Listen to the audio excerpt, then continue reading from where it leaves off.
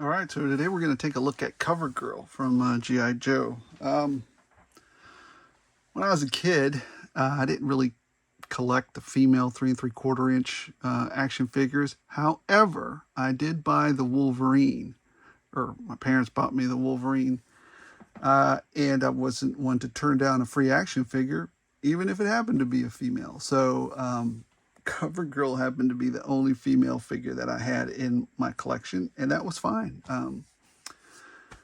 She was one of the few female G.I. Joes I remember, along with Scarlet and Lady J, but I never really bought those because, again, I concentrated on the male versions of those action figures. So here we have the latest female G.I. Joe classified action figure, CoverGirl. Courtney CoverGirl Krieger. So just going to go through a little bit of, what we think of her articulation, and so on and so forth. So here's the box she comes in.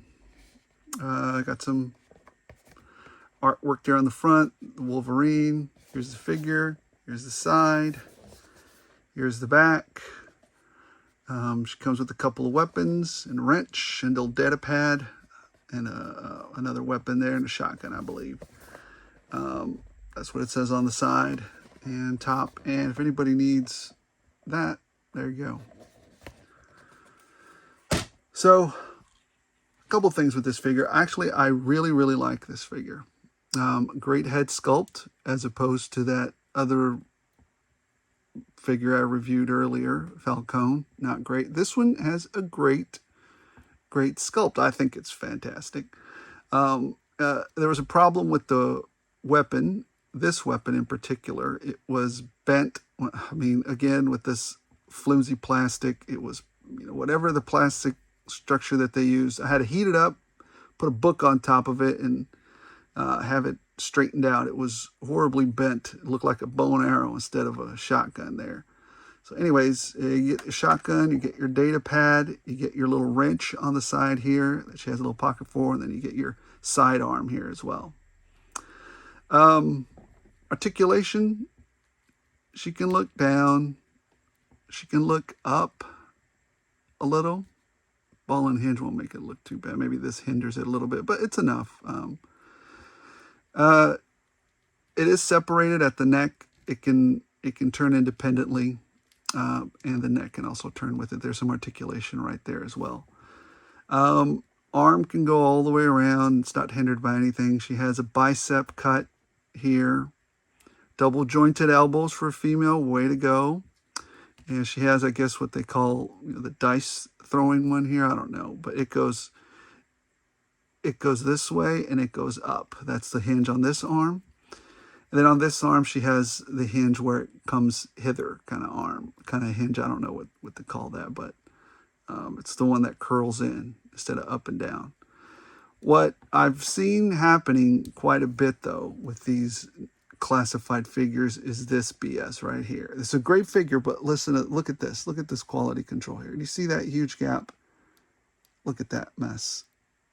Come on, Hasbro. This one doesn't have it. This one's fine. But look at this mess right here. What's happening there? Look at that. You can see light through there. It's just a mess. I had another figure like that.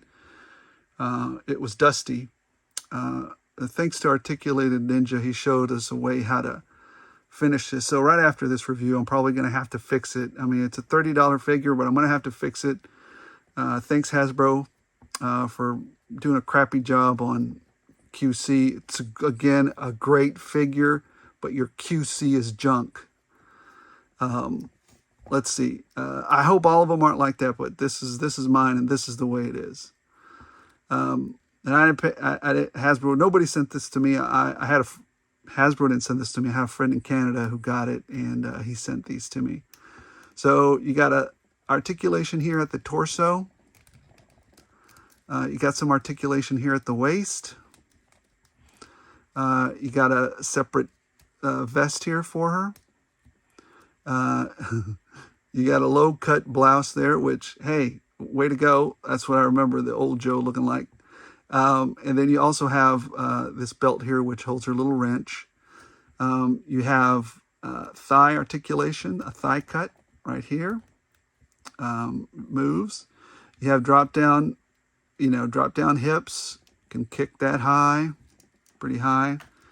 Can actually go backwards about that much, so that's good. Drop the data pad. We'll have to put that on in a minute. Let's put that back on there. And she does pretty good double jointed knee, which is fantastic.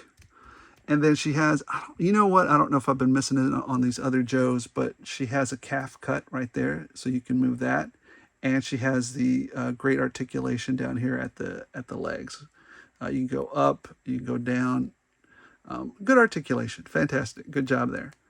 So I think the only thing that the only complaint that I would have about this figure, I'm going to proudly display it. Great job.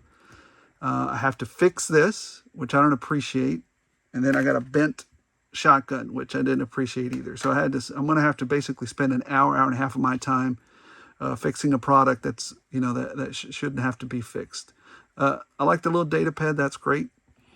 But anyways, that's the figure. Let's compare it to a couple other guys, so we can get some perspective as to what her height is, what she looks like compared to other Joes or other figures. This is her standing next to a Viper, Cobra Viper. Well, he's a little taller, and you'd expect that right off of a female figure. He's a little taller than she is. Let's have her stand next to. Let's bring in somebody new, Mr. Scorch. This is interesting. Scorch is a short clone trooper, I guess, because he's about the same size as her. That's a Black Series Scorch. So there's some comparison there. And then finally we'll get, Mr. Oh, stand back up there. We'll get Mr. Sergeant Slaughter there. So that's how she compares to them. All right, well, thanks for watching. That's my review on CoverGirl. I think she's a good figure. If only for some QC issues that seem to be plaguing Hasbro, they've turned out a great product. I think the next one I'm going to go over is Outback, the one, not the Target special one, the one that's wide release. So I got a hold of him as well. Thanks for watching. Subscribe if you like.